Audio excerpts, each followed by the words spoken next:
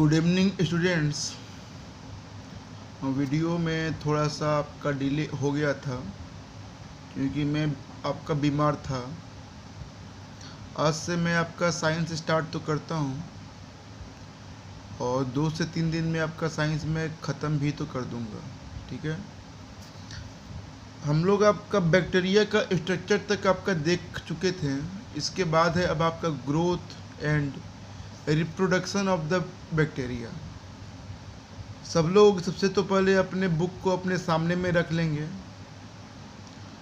और हाथ में एक तो पेंसिल आप रखिएगा, क्योंकि मैं जहाँ पर आपको बताऊंगा उसको आप लोग भी जब खुद से देखिएगा तो आप लोग को आसानी होगी। ठीक है, so let's start with the topic growth and reproduction of the bacteria. ठीक है, इसमें हम आपका देखेंगे कि जो आपका बैक्टीरिया है उसका ग्रोथ कैसे होता है, वह कैसे आपका छोटे से बड़ा होता है और साथ ही उसका रिप्रोडक्शन कैसे होता है। जैसे जो आपके ह्यूमंस हैं तो हम लोग में आपका सेक्सुअल रिप्रोडक्शन होता है, बैक्टीरिया में आपका ऐसा नहीं है। ज़रा हम पहले आपके किताब को देखेंगे कि तो क्या है आपका लिखा हुआ, उसके आगे फिर हम अपना एक्सप्लेन तो कर देंगे। ठीक है, तो आपके बुक में है लिखा हुआ bacteria requires moist environment and the temperature between 25 to 37 degree Celsius for their growth. Bacteria के ग्रोथ के लिए जो आपका सबसे आइडियल सिचुएशन है वो है आपका 25 से 37 डिग्री का टेम्परेचर, मीन्स कि नॉर्मल टेम्परेचर, ना ठंडा ना आपको तो ज़्यादा गर्म। ठीक है, लाइक जैसा आपका टेम्परेचर आपके तो बरसात में होता है, और साथ ही मॉइस्ट एटमॉस्फेयर, मतलब आपका नमी हो, वाटर जो आपका हो वो आपका एटमॉस्फेयर में हो, जो आपका वाटर हो वो आपका, जो आपका हवा हो वो आपका ह्यूमिड हो, ह्यूमिडिटी आपकी ज़्यादा हो, तो इसमें आपका बैक्टीरिया का जो आपका डेवलपमेंट है, जो आपका ग्रोथ है, वो सबसे अच्छा होता है। ठीक है, इसके बाद bacteria reproduce at a very fast rate and the most common mode of reproduction is binary fusion. Bacteria जो आपके हैं वो आपके बाइनरी फ्यूजन के मेथड से आपके रिप्रोडक्शन तो करते हैं। अब ये बाइनरी फ्यूजन क्या होता है, इसका मैं आपको बहुत एक अच्छा एग्जाम्पल देता हूँ। जैसे मान लीजिए कि ये आपका एक बैक्टीरिया है, ये पहले छोटा था, ये बढ़ते बढ़ते इतना आपके तो साइज का हो गया है। ठीक है, अब जब ये आवश्यकता से अधिक साइज का हो जाएगा तो खा पी कर तो ये खुद को 2 पार्ट्स में आपका डिवाइड कर लेगा और दोनों फिर आपका इस टाइप से दिखने लगेगा।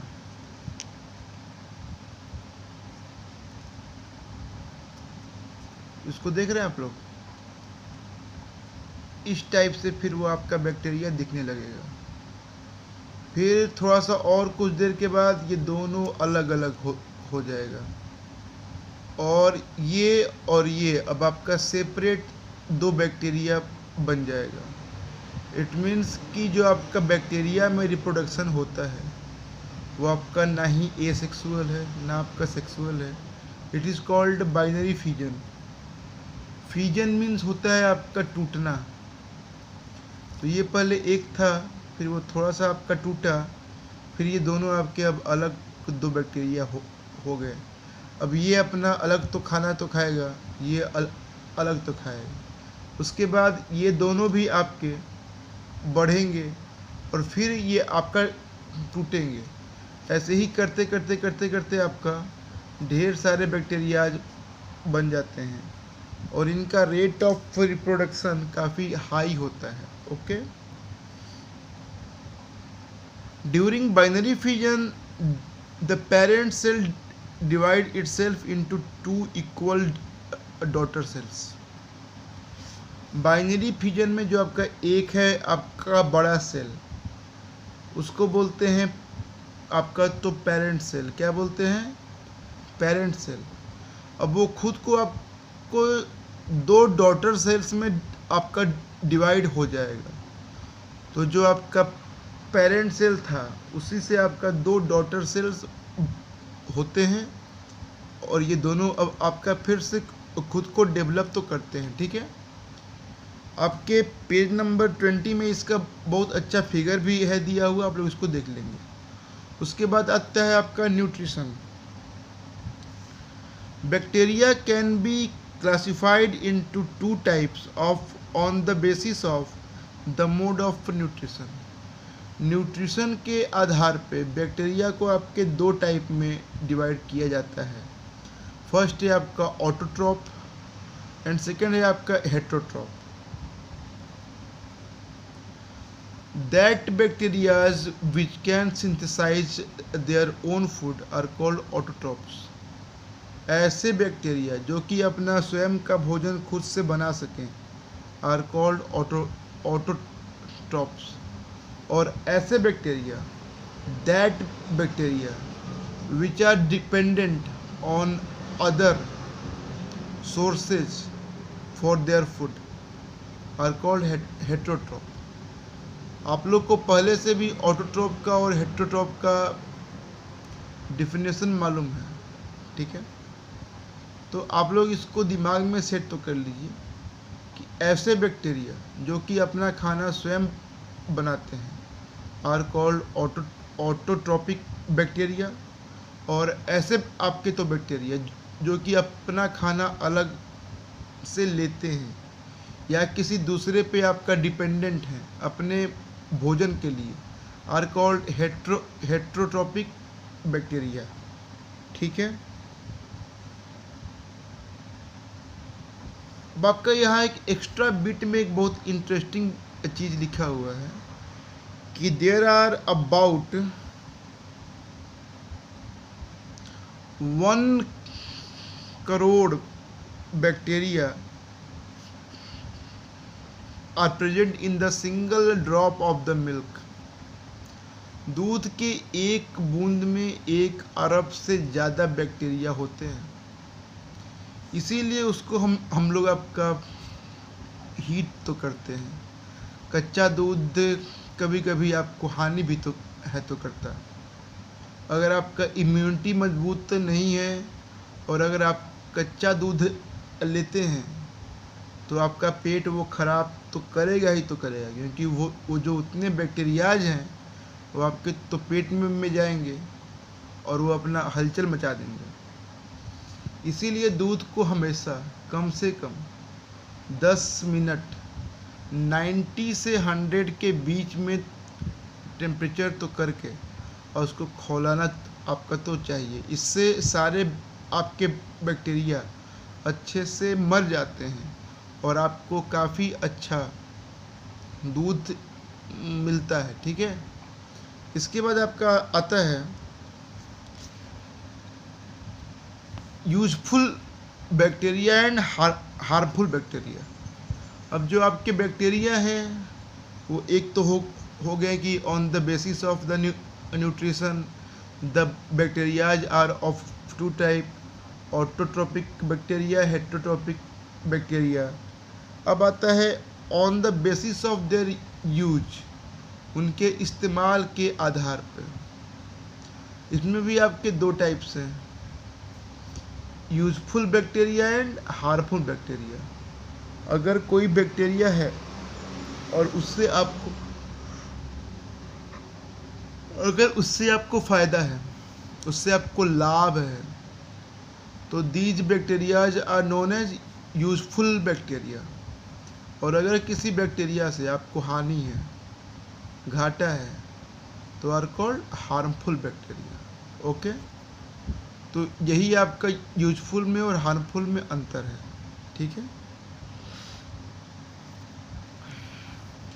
जैसे जो आप दही तो खाते हैं, तो उसमें आपको लैक्टोबैसिलस नाम के बैक्टीरियाज होते हैं, तो वो आपके यूजफुल बैक्टीरिया में आते हैं। ओके। इसके बाद एक आपका आता है नाइट्रिफिकेशन। बहुत सारे बैक्टीरिया ऐसे हैं जो कि एटमॉस्फेयर के नाइट्रोजन को आपका सॉइल में मिलाते हैं, ठीक है। तो the process of conversion of ammonia into nitrate is called nitrification. अगर कोई पूछे कि आपका कि नाइट्रिफिकेशन भाई है क्या, तो the process of conversion of ammonia into nitrates are called nitrification. इससे आपका सॉइल का फर्टिलिटी भी इंक्रीज होता है, ठीक है।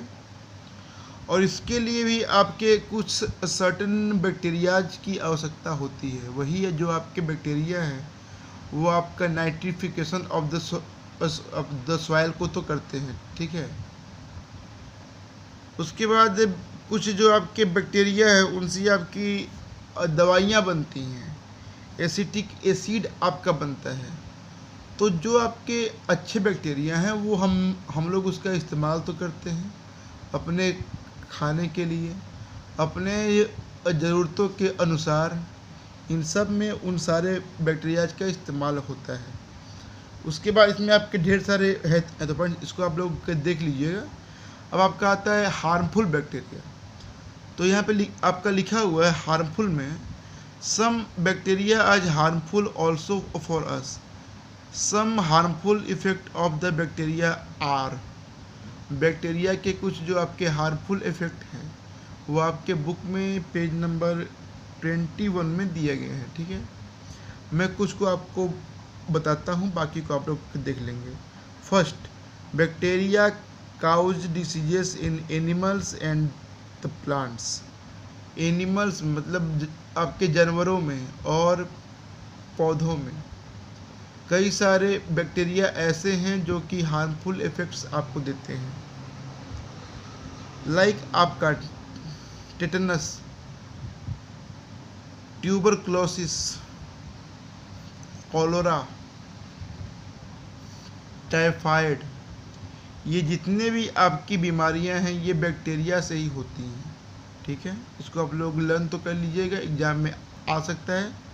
अगला, bacteria cause spoilage of the food such as a souring of the milk or meat, a rotting of the fruits and vegetables।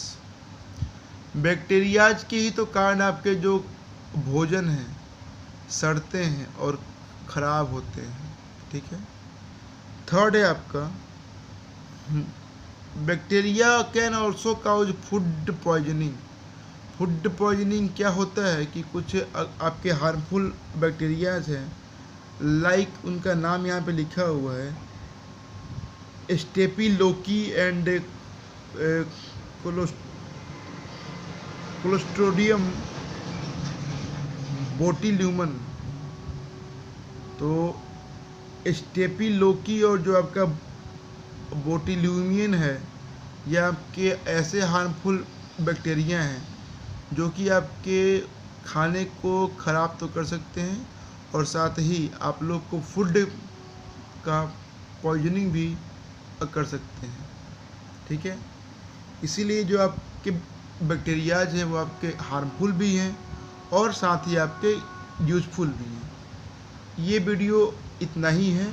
अगला जो आपका मैं भेजूँगा उसमें मैं आपका फंगस को डिस्कस तो करूँगा, दैट कि फंगी क्या होते हैं, कैसे होते हैं, इनसे क्या आपका लाभ है, क्या क्या हानियाँ हैं। Okay, thank you.